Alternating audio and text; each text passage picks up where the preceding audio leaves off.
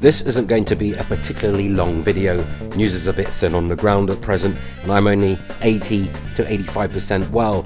But before we get into the video, just a tip for every launch day PS4 user that has a noisy vacuum cleaner sounding console that has now run out of warranty. I took the advice of a subscriber, Twitter follower, big shout out to @TheDuelistGamer, follow him on Twitter.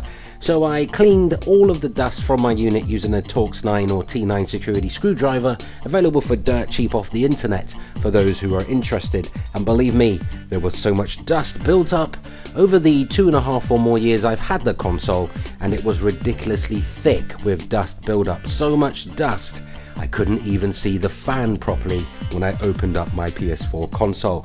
Now, my PS4 sounds the way it did at launch, which is whisper quiet, and the disk drive has even begun to accept discs again before it wouldn't even suck discs in.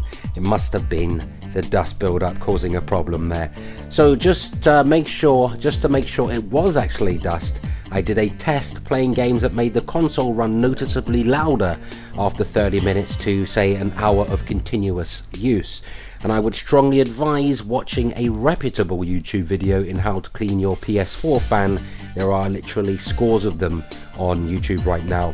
It is really simple, but just to be safe rather than sorry, watch a video first, as PlayStation News now accepts no liability if you take it upon yourself and take any advice in cleaning your PS4 and screw it up. Okay, just to let you know that little disclaimer there.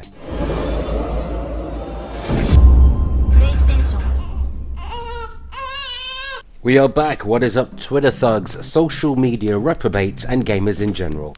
I'm Fox, and you're watching PlayStation News Now, your source of news, rumour, video game discussion, and our weekly The Gamer Couch podcast, tomorrow 9 PM. You can keep up to date by following the channel via Twitter, Fox @PlayStation News Now, as seen in the bottom right of your screen. In today's video, courtesy of GamingBolt.com, article link is in the description, and it's called Umbra Developer on PlayStation 4 Neo and Xbox One Scorpio GPU TFLOPS Difference. It's the big picture that matters. There's more to a console than just TFLOPS. So the Xbox One Scorpio turns the table on the PS4 in a lot of ways, but perhaps the most important way it does so, especially in terms of bragging rights, is that it will be more powerful than the PS4 Neo, negating the power advantage PlayStation has held over the Xbox all generation. When we got the chance to sit down and have a chat with Sampo Lapalainen, COO of Umbra, we asked him for his take on the upcoming Scorpio and its 6 TFLOPS and its power advantage over the PS4 Neo, which is reportedly 4.3 TFLOPS. His response: there is more power than just TFLOPS, and a console's true advantage is in which one sells to customers better. Here's a quote: more TFLOPS is naturally nice, but feature to feature comparisons are not the most fruitful discussion to have, Lampalinin said. Things like CPU speed and memory bandwidth play a huge role as well, but in the end it's the big picture that matters. I think that until both consoles are on the shelf of a store, the jury is still out on which has the upper hand. End of quote. Now, that said, he also believes that Umbra is well positioned for these new consoles. Here's a quote again: as our product is so platform agnostic, we don't have to do much whenever a new platform emerges.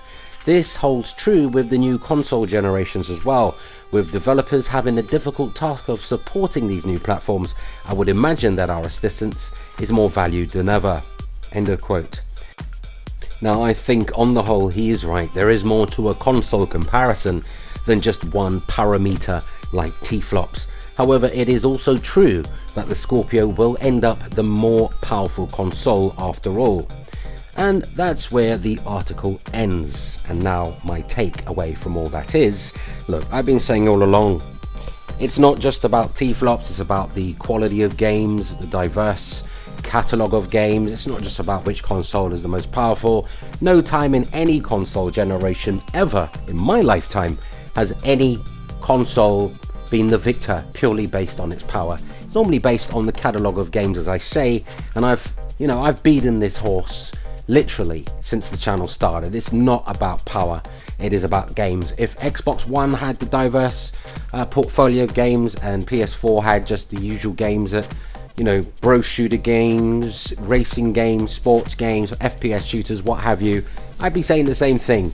You know, Xbox One has the better games, therefore PS4's power is irrelevant, and I'll say the same thing for Xbox.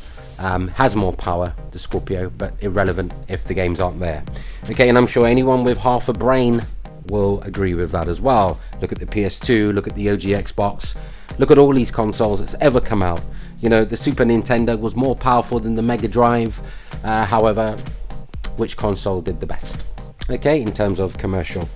Right, also, another situation is, I don't believe Microsoft's Xbox Scorpio will be able to do 4K 60 frames per second uncompromised. I don't believe it.